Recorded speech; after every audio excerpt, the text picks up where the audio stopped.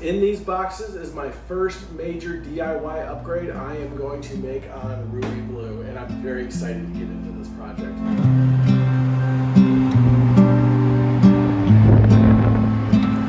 Hi, I'm Sean, and this is 4x4 Vegan. Today I am going to replace the bumper on my Jeep. I'm going to swap it out from this cheap plastic flimsy bumper with a brand new steel bumper that's in these boxes. Swapping out the bumper is one of the more common upgrades that people make once they buy their brand new Jeep Wrangler. Many do it for aesthetics. They want that tougher, more aggressive look. Others do it because they want more protection on the trails. And another reason is because you want to add more accessories that you can't really do with the stock bumper. For me, it's a little bit of all three. Let me show you what I'm going to do. After months of researching, price comparison, reading reviews, window shopping, and just seeing what other people had out on the trails, I decided on the Mopar steel bumper. Now there are a lot of great options out there, and I know I would have been happy with so many of them, but really my decision came down to two factors that were really important to me.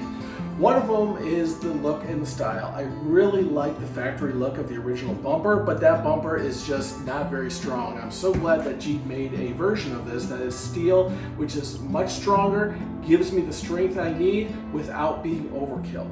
The other decision was manufacturing, and the fact that this bumper was made for Jeep, by the people that made the Jeep. So since I'm putting this on myself, I really don't want to run into any manufacturing anomalies that are going to slow me down. Now, I also know that there are cheaper versions that look like this, but again, it comes down to the fact that I'm putting this on myself. I only want to do this one time, and I'm a firm believer in get what you want, even if you have to wait a little longer. Hold out and get the one that you really want, because like I said before, I only want to replace this one time. Now, Jeep offers the steel bumper as an option when you order your Jeep. Rubi-Blue was bought off the lot as is with the plastic bumper, so I didn't have that option. I am a little disappointed that the steel bumpers aren't just standard on the Rubicon, since you're getting so many other heavy-duty upgrades for the price, but I guess Jeep figured many Jeep owners will customize their Rubicons anyway, so why not just make the plastic standard? While adding this new bumper, I'm going to install my winch that I rescued off my old Jeep, partly to save a few bucks, but really I had so much fun in my old 08 Sport that I wanted to carry a little memento from the old to the new. As I mentioned, Mopar isn't the cheapest option, and that also includes the little things that many aftermarket bumpers include, such as a winch plate and the front skid plate protection. Those must be bought separately, but when you add in the cost of all those parts, it's about as much as a mid to high-end line bumper anyway, so it helps to think of it in that perspective. However, many online resellers often offer sales, rebates, free shipping, and other perks when you buy from them. I happened to find this one on sale a few weeks ago, so that helped reduce the sting just a little bit. So let's get started. I've replaced a bumper on my Jeep before, and I did it by myself. This time I'm having a friend help me out. It'll be much easier with the second set of hands, and a lot more fun when you can share the headache with someone else. So the parts we're going to be using for this project include the three-piece bumper itself, the winch plate, the winch I rescued from my old Jeep, the steel skid plate, and a Fairlead adapter plate. It's very important if you're going to be adding a winch to know if you have a centered or an off-centered winch, because that will determine which adapter plate you're going to need. The first thing we're going to do is remove the plastic air dam beneath the bumper. This will not be used anymore, so I'll put it aside. Then we'll remove the plastic spacer between the old bumper and the grille. Now, remove the plastic backing from the old bumper so we can get access to the mounting bolts. These will be reused, so I'm putting them aside.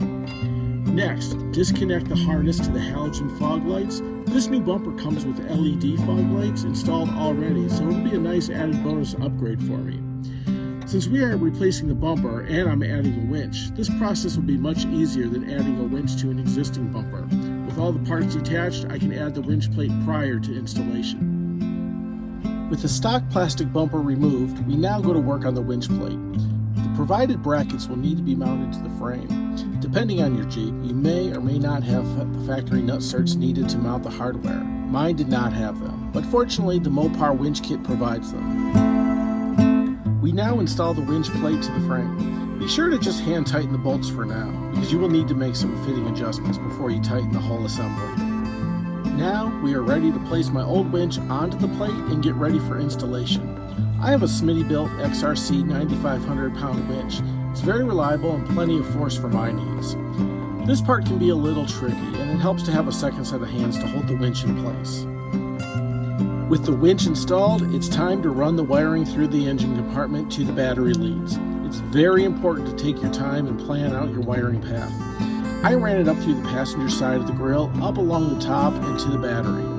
Once I tested to make sure it worked, I then zip tied the cables to the body, making sure the wires do not come in contact with any hot or moving parts.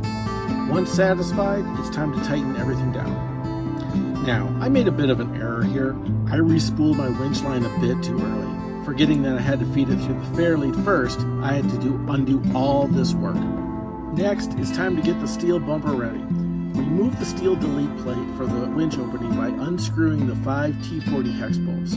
I'm keeping this piece just in case I ever remove the winch and want to cover this hole back up.